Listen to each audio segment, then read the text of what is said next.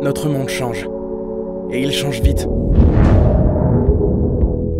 Avec l'industrie, on innove pour apporter de nouvelles solutions.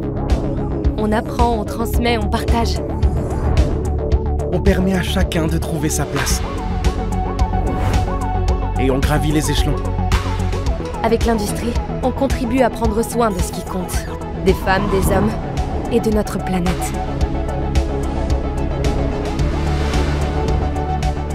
Grâce aux 3 millions de salariés engagés dans nos 90 000 entreprises, on transforme le quotidien. Viens, on accélère avec l'industrie.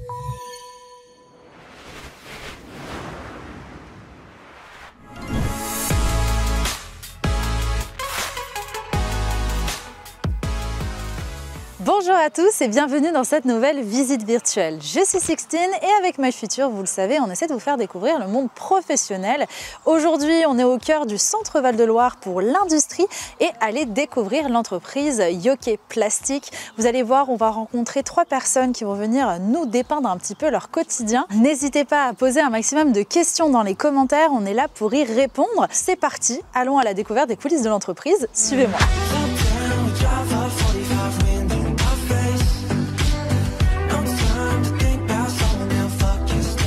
On se retrouve au cœur de l'entreprise et on va tout de suite rencontrer Thomas. Bonjour Thomas. Bonjour. Ça va? Ça va bien.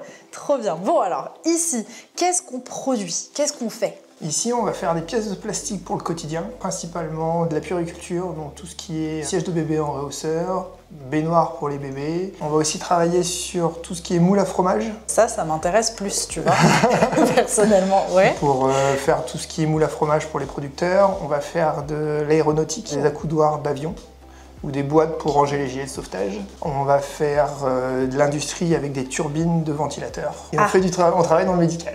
Et donc, vous travaillez dans tout ce qui est poche pour récupérer des déchets médicaux. Wow, donc ça fait énormément de domaines différents, oui. C'est super. Donc là, on voit vraiment qu'il y a une utilité à travailler ici parce que c'est du concret, c'est pour aider justement ces différentes industries. Trop bien, donc merci d'avoir un petit peu présenté. Pas de souci. J'ai vu aussi des briques comme des Lego. Oui. Qu'est-ce que c'est? C'est l'un des produits qu'on peut fabriquer aussi. Ça sert à faire des stands pour tout ce qui est convention et salons. Et toi, du coup, tu es responsable de production. Donc dans responsable, on entend responsabilité.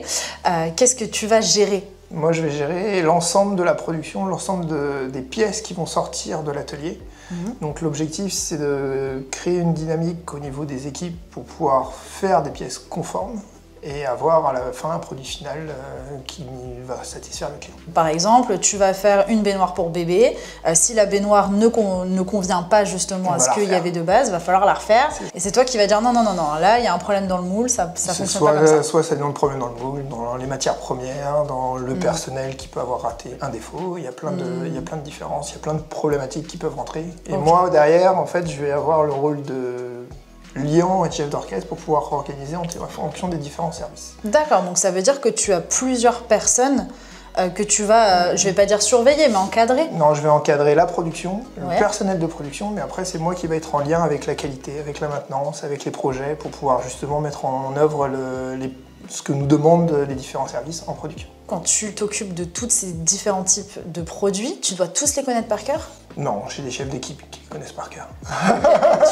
Ils t'aident justement. Oui, pour en fait, être j'ai du personnel. Moi, ça fait que 6 mois que je suis dans l'entreprise Ok. et j'ai du personnel qui ont plus de 20 à 25 ans d'ancienneté ici. De Donc, bouteilles. ils connaissent l'ensemble des produits, l'ensemble des défauts. Moi, l'objectif, c'est que tout se passe bien dans l'atelier, qu'on soit en temps, en délai, en prix, parce qu'en gros, il faut que le coût ne soit pas trop élevé et que le personnel en production comprenne ce qu'il fait. C'est un peu un rôle de chef d'équipe en fait. Chef d'orchestre. Chef d'orchestre de toutes les équipes. Voilà. Donc l'objectif, c'est que tout fonctionne sans qu'il y ait de blocage. Est-ce que du coup, tu as un bureau ou est-ce que tu bouges un peu J'ai un bureau, mais après, je passe beaucoup de temps aussi dans l'atelier pour faire le tour, pour voir les difficultés que vont rencontrer mes équipes, pour pouvoir ensuite mettre en œuvre les solutions, à ce qu'ils vont rencontrer. D'accord. Et ça ressemble à quoi un petit peu les tâches que tu vas avoir dans ta journée? La première chose que je fais, c'est je vais visiter l'atelier pour voir ce qui tourne pas, ce qui a posé comme problématique. Ensuite, on va faire une réunion pour pouvoir réagencer le planning et discuter de toutes les problématiques que peuvent avoir les différents services. Et ensuite, on met à jour le planning et on s'assure que la production suit son rôle. Et après, j'ai toute une partie avec la gestion du personnel, parce qu'il faut toujours embaucher, il faut gérer des problématiques humaines, il faut gérer les chefs d'équipe pour savoir ce qu'ils ont à faire, ce qu'ils peuvent faire, ce qu'ils peuvent pas faire. On fait de l'amélioration continue aussi, on réfléchit à des projets pour pouvoir améliorer le process, que ce soit en coût, en délai ou en temps. Tu t'ennuies jamais dans ton métier? Non, moi je m'ennuie jamais. Si on pouvait prendre une métaphore sportive, c'est plus le rôle d'entraîneur en fait. Je vais être là pour entraîner les gens pour qu'ils puissent bien faire leur travail. Et t'accordes les plannings justement, ça c'est bien comme métaphore pour le coup. Mais alors du coup, si on revient un petit peu sur les qualités à avoir pour faire ton métier, je comprends, il y a de l'organisation avec le planning. Oui. C'est important. Bien sûr, du relationnel pour pouvoir gérer toutes les personnes. Ça, est-ce que c'est compliqué un peu? C'est plus compliqué. J'imagine, hein. J'ai 30 personnes dans mon service. C'est énorme. 30 personnalités différentes à gérer. Et, il ne faut pas leur parler de la même façon les uns aux autres. Et il faut réussir à faire comprendre ça aussi aux personnes qui vont les gérer au quotidien. Et c'est le plus compliqué de faire monter en compétence l'ensemble du personnel sur le management. Ah bah, on peut reprendre la métaphore d'un entraîneur, c'est un peu ça. Quand tu as tous les joueurs, il faut apprendre à les connaître et il faut apprendre à comprendre aussi comment ils fonctionnent. C'est ça. Et qu'ils fassent leur travail dans la bonne humeur aussi. C'est important. Il faut être content de venir, sinon ça se passe mal. Puis dans tout ce que tu dis, j'entends l'écoute, du coup, en plus, en qualité qui est vraiment importante, la communication. Est-ce que tu vois d'autres choses? L'anticipation? Il faut anticiper les problèmes qui vont arriver. Comme quoi, par exemple? Un arrêt de production, une machine qui tombe en panne, un absent. Qui s'est pas réveillé ou qui a fait la fête la veille? Non, mais même qui est absent pour maladie ou quoi que ce soit, en fait, un absent. Donc il y a beaucoup de paramètres à prendre en compte et derrière, il faut réfléchir à ce qui est comme priorité à donner par rapport au client, parce que le client, on a des délais à tenir, donc il faut réussir à tout mettre en œuvre et être flexible pour pouvoir comprendre aussi les métiers de chacun pour pouvoir leur permettre de faire ça sans stress. Est-ce que tu savais déjà ce que tu voulais faire plus tard, quand tu étais en 3e, ou pas du tout? J'en avais aucune idée, j'ai juste continué mes études parce que les sciences me plaisaient. J'ai fait lycée général S, j'ai ensuite été en prépa et j'ai fait une école d'ingénieur dans la physique, chimie des matériaux. Après mon école d'ingénieur, en fait, je suis parti 2 ans et demi en Afrique pour travailler dans l'extraction de matières premières, pour faire des routes, pour faire du granulat en fait, pour faire des cailloux, pour faire des routes, du béton. C'était une bonne expérience? Moi j'ai adoré. Ouais. C'était où en Afrique? J'ai fait Burkina Faso et République du Congo. Incroyable. Et ça te manque pas trop? Ça m'a beaucoup plu, mais maintenant j'ai une vie de famille qui fait que... C'est plus facile d'être sur place. J'ai fait 1 an en Roumanie où j'ai rencontré ma femme. T'es un globe-trotteur en fait. J'ai rencontré ma femme en Afrique qui était roumaine, donc j'ai fait 1 an en Roumanie et on est revenu en France, toujours dans les carrières, mais en tant que chef de projet. Donc ça fait 6 mois que t'es ici et t'es content? Oui, je suis très content, oui. Et au niveau de tes horaires, alors t'arrives à quelle heure et tu pars à quelle heure? J'arrive à 8h30 et je pars... Quand tu pars? Quand je pars. Mais globalement, c'est des horaires de bureau? C'est entre 17 et 18h. Semaine sur 2, je reviens à 4h du matin parce qu'on a une équipe de nuit qui est fixe, donc qui tourne que la nuit et pour pouvoir les voir, parce que ça fait partie du management justement de voir tout le monde. Et selon toi, c'est quoi le meilleur conseil justement pour fédérer les équipes? Il faut réussir à mettre un but commun, une vision commune, et que les équipes sachent vers quoi on avance. Que tout le monde puisse avancer dans la même direction. C'est ça. Tu vas discuter avec les personnes que tu accompagnes. Qu'est-ce que tu vas faire? Déjà, je vais dire bonjour à tout le monde. C'est la première chose à faire. C'est la première chose que je fais le matin. Oui, mais il y en a qui l'oublient, hein. C'est bien de le préciser. Je fais le tour de toutes les presses pour dire bonjour à tout le monde. Mais après, après j'ai un chef d'équipe. Et c'est à lui de faire passer les consignes. Donc c'est pas moi qui vais les faire passer les consignes et c'est pas à moi d'aller faire entre guillemets la partie relationnelle avec les équipes, les opérateurs. C'est lui qui les guide heure par heure. Moi je vais gérer les 24 heures, voire la semaine. Eux vont gérer leur poste, leurs 8 heures. Ils n'ont pas besoin d'avoir une vision trop longue en fait, et les opérateurs encore moins. Les chefs d'équipe, ce que je leur demande, c'est de me donner toutes les infos qu'ils ont. Derrière, c'est moi qui vais traiter si c'est bon, si c'est mauvais, et j'ai besoin de tout savoir pour éviter de me trouver dans un positionnement où je suis pas au courant. Et si du coup ton métier, c'était un peu une série Netflix? Je serais plus le professeur dans la Casa de Papel qui permet de gérer un plan et que ça se passe bien. Et que de gérer les problèmes qui peuvent apparaître derrière pour que tout le monde s'en sorte. Bon bah merci beaucoup en tout cas de nous avoir livré tous tes secrets. On va passer à un de tes collègues. On va aller voir une autre partie de l'entreprise. Venez avec moi, ça risque d'être sympa.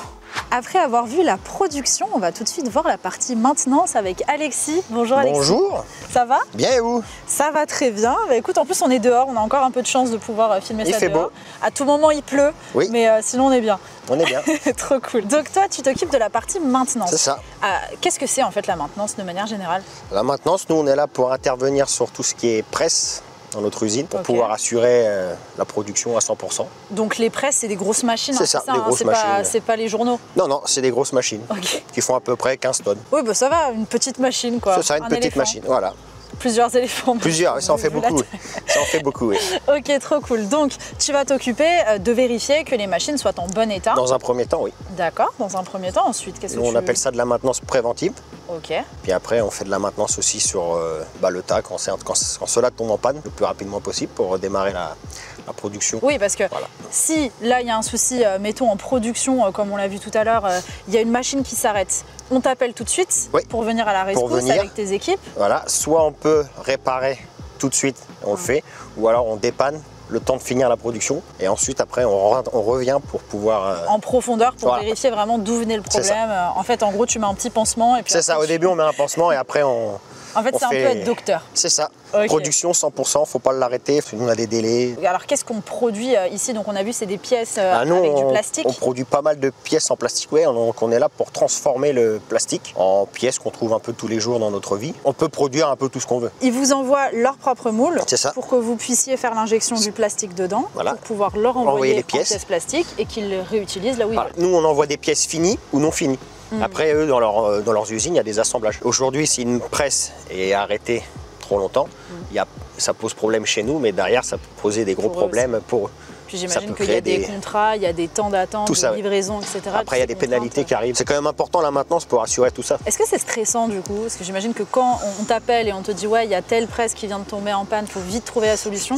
C'est stressant, mais il faut éviter d'être pris par le stress parce qu'autrement on s'en sort pas. Ce qui est des fois pas facile, mais après on est une équipe. Tu as des petits, je sais pas, des petits conseils pour gérer le stress aussi? Ça peut peut-être s'appliquer aussi pour les jeunes qui nous regardent. Faut pas avoir peur d'y aller, faut essayer et puis ça passe ou ça casse, et puis si ça casse, on apprend, et puis la prochaine fois qu'on nous appelle et je sais que c'est ça. Au début on peut pas tout savoir, faut pas avoir peur d'y aller. Faut pas dire c'est en panne, faut y aller. Ouais, c'est fini d'avance, alors qu'en fait, il y a plein de solutions. Et justement, là, en parlant un petit peu de caractère fonceur, t'étais quel type d'élève en troisième, toi? L'école, c'était pas mon point fort. Je voulais tout de suite commencer à travailler. J'étais quelqu'un de manuel, je voulais pas rester derrière un bureau, je voulais que ça bouge. Le côté fonceur, on le retrouve, on sait d'où ça vient. Donc, t'as fait quoi comme études? Moi, j'ai commencé par un bac pro technicien de maintenance, mais pas dans la plasturgie.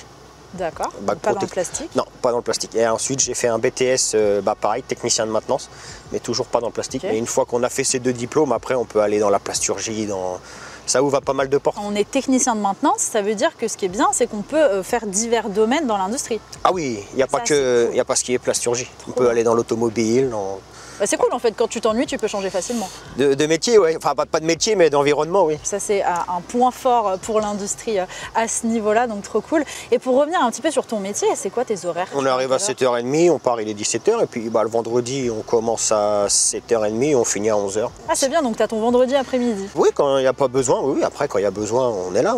Ok. Mais souvent, non, nos horaires, ils sont quand même fixes. Et c'est un travail d'équipe ou solo?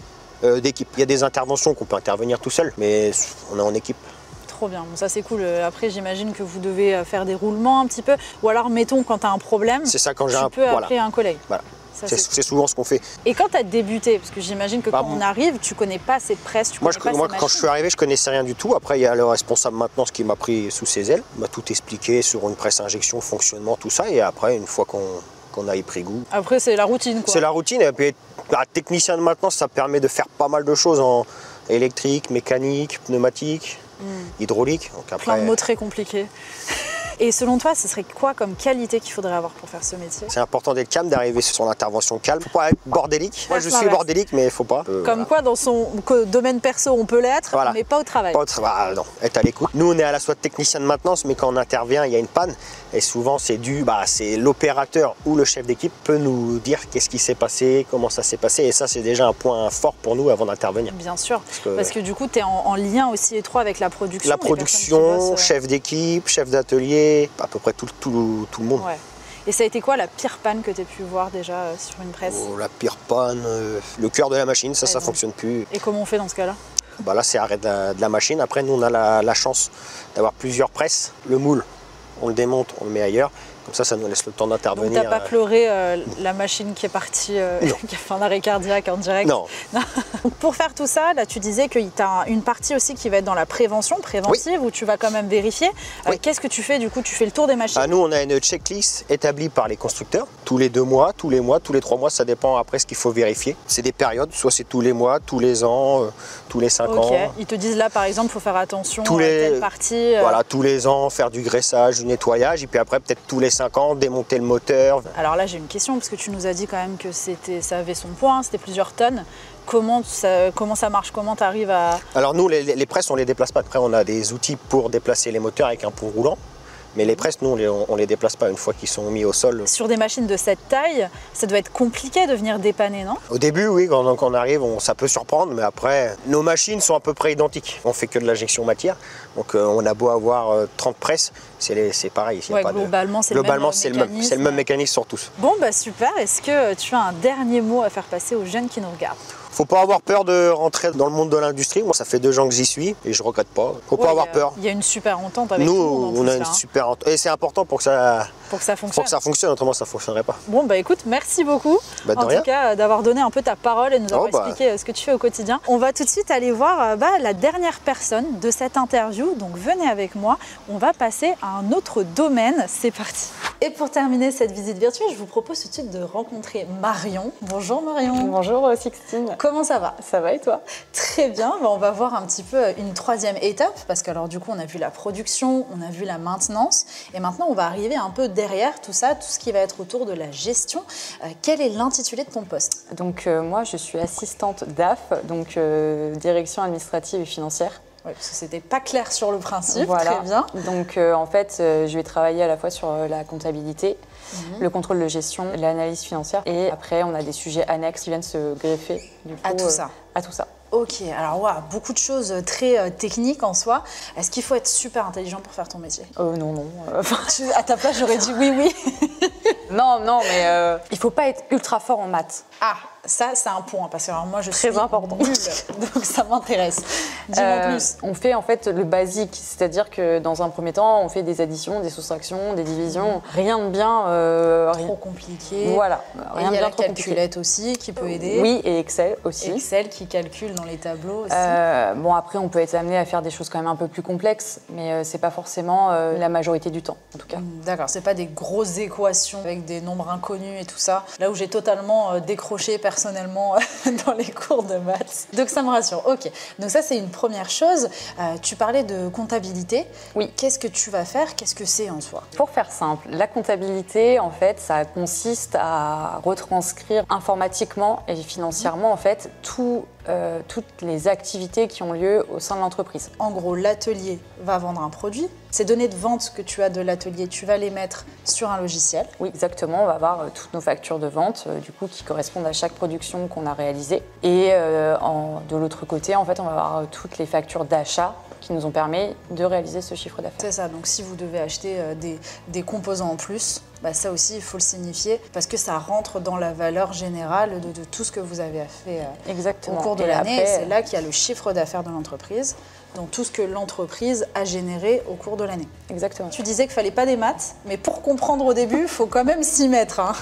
J'imagine que pour le coup, au début, tu as des formations quand même, tu ne viens pas là sans rien connaître. Non, pas du tout, non. Donc toi, tu as fait quoi comme études? J'ai fait un bac économique et social, donc le bac ES, section euro.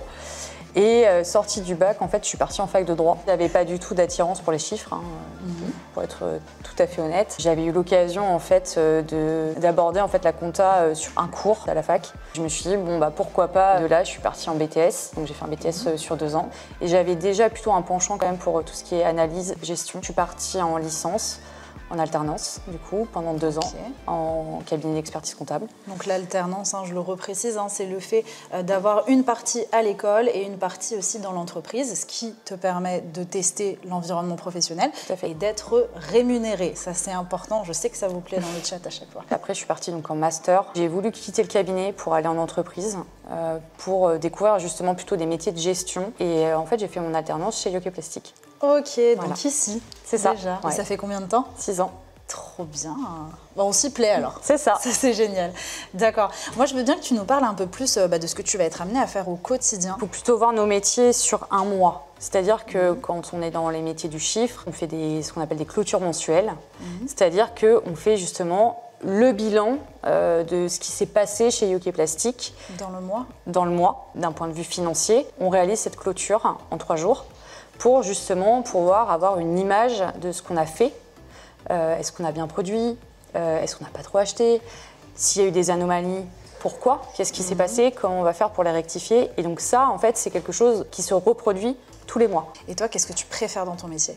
La polyvalence. Ouais. Le fait de pouvoir faire plein de choses, de toucher à tout? De faire plein de choses, de pouvoir toucher à tout, de connaître différents métiers. Parce que quand on est dans des métiers de gestion, alors là, plutôt sur du contrôle de gestion, il faut qu'on arrive à comprendre comment on va produire tel produit, quelle matière on va utiliser, quels sont les processus et les process appliqués pour pouvoir être après en mesure de trouver des solutions quand il y a des anomalies ou simplement des axes d'amélioration.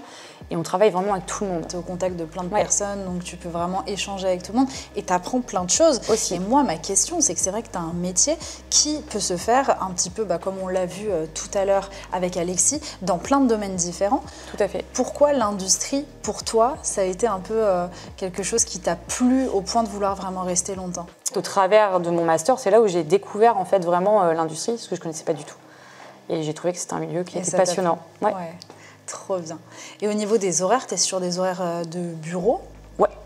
Ouais, donc du 8h, 18h, quelque chose comme ça. Par exemple. Vous êtes combien, du coup, dans ton domaine à toi? On est 3, donc il y a Isabelle, qui est ma collègue à la finance, et on a notre responsable, du coup, Laure Biancone, qui est donc la DAF, directrice administrative et financière. La fameuse DAF. Voilà, et DRH aussi, qui a la casquette DRH. Vous travaillez dans un open space, du coup. Comme ça, vous pouvez discuter, vous prenez des pauses café ensemble, j'imagine? Ça papote? Ça papote, mais ça papote toujours dans le sérieux. C'est ça qui est quand même super. On fait des signes derrière, les collègues sont moyennement d'accord, mais bon. Pas du tout, pas grave. mais non. Oui. Est-ce qu'il y a des avantages à travailler ici? L'humain, déjà. C'est-à-dire que ce qui est quand même super dans une entreprise comme la nôtre, du coup, qui est une PME, il y a ce côté taille humaine, mais il y a aussi le fait que on se connaît tous suffisamment bien pour à la fois avoir le sentiment de se sentir un peu comme chez soi. Et du coup, ça encourage la communication, ça encourage la créativité. Enfin, vraiment, cette proximité, elle est super dans le quotidien. Parfois même, ça encourage la performance. Et là, tu parles de PME, qu'est-ce que c'est? Petites et moyennes entreprises. D'accord. Voilà, c'est la définition en fait de PME. Donc c'est pour ça qu'ici, on est sur une plus petite entreprise, on va dire, que des grosses usines qui, là, sont énormes. Exactement. Avec plein de collaborateurs. Ouais. Okay. Est-ce que tu as un bon souvenir que tu as passé avec tes collègues là, qui puissent te venir en tête? La team building qu'on a faite, du coup, il y a 3 semaines. Donc team building, c'est pour raffermir un peu les liens de l'équipe. Exactement. Qu'est-ce que vous avez fait? On a fait une journée, en fait, dans une ancienne abbaye, où on a vraiment travaillé le matin, en fait, sur la stratégie de l'entreprise, etc., pour faire participer tous les collaborateurs. Et l'après-midi, on a fait une chasse au trésor. C'était quoi le butin? C'était des bonbons. Oh là là. Est-ce que tu aimerais évoluer au sein de ton métier? J'aimerais évoluer dans le sens où vraiment approfondir en fait mes connaissances et surtout maîtriser entre guillemets de mieux en mieux aussi toute la partie en fait technique du métier de l'industrie. Et il y a des missions RSE aussi? Chez Yoke Plastic, on participe aussi à des missions RSE. Et donc la RSE qui est donc la responsabilité sociétale et environnementale des entreprises. On a participé donc à EcoVadis, qui est un organisme international qui évalue le degré d'avancement des entreprises dans leur RSE, dans leur démarche RSE. Est-ce qu'on fait correctement du recyclage? Est-ce qu'on met en place des actions en faveur de l'environnement? C'est des vrais enjeux aujourd'hui pour les industries. Et donc on a commencé à rentrer dans... C'est la deuxième fois en fait qu'on est évalué par EcoVadis. On a eu la médaille de bronze en 2023. Trop bien. On poursuit en fait cet élan RSE aussi en participant au programme BPI France, l'accélérateur TEE, donc Transition écologique et énergétique. Il nous accompagne à aller encore plus loin en fait dans notre démarche RSE. Donc faire de plus en plus attention à l'environnement. Plein de petites actions finalement. Peuvent conduire du coup à s'améliorer tous les jours. Donc là, c'est un peu une marche de progression au fonction des années que toi aussi, tu aimerais mettre en route encore plus et pour puis là, c'est gagner l'or, quoi. C'est tout ouais, c'est clairement. Je crois que c'est platinium même, il me semble. Platinium, donc on peut même monter au-dessus. Bon, bah, en tout cas, on vous le souhaite. Écoute, en plus, on l'a même pas précisé, mais là, du coup, on est sur des briques. Hein. On est sur... c'est sympa, c'est pratique. C'est vrai que toute la déco en profite, donc ça, c'est super. Est-ce que tu as un dernier conseil à faire passer aux jeunes qui nous regardent? Pour ce qui est des métiers du chiffre, je pense aussi qu'il faut faire tomber quand même quelques stéréotypes. Surtout de croire que les financiers aujourd'hui ne sont pas des communicants. Je pense qu'aujourd'hui, bien au contraire, il faut être un communicant et vraiment être très curieux. C'est un très beau conseil, en tout cas. Merci beaucoup de nous avoir partagé toute ton expérience. C'était super. Trop bien. Bah, moi aussi, j'ai adoré parler avec toi. Et puis vous, j'espère aussi, depuis chez vous, vos salles de classe, que vous avez apprécié cette visite virtuelle.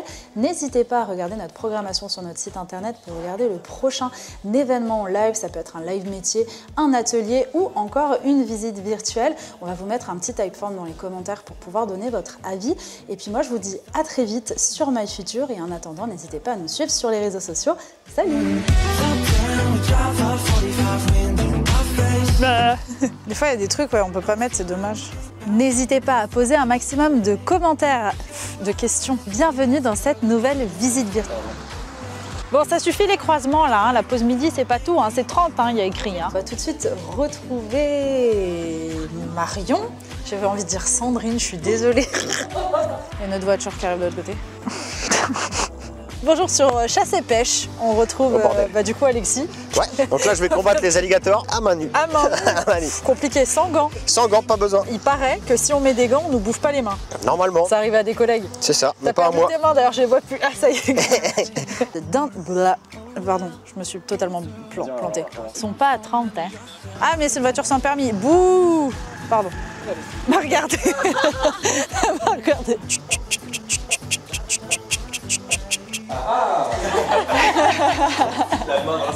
Oh. Une deuxième voiture là-bas.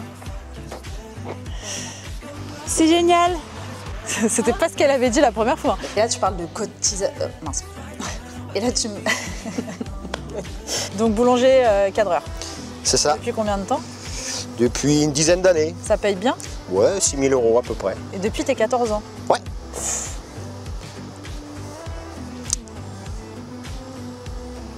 J'aime bien le blanc d'elle. C'est ça, j'ai touché le micro. Ouais, j'allais dire préfète avant. Ouais, préfète avant. Préfète avant. Je peux pas serrer le ventre. Désolé. Non, non. Ah si. Mais t'es debout Enzo. T'es pas assis.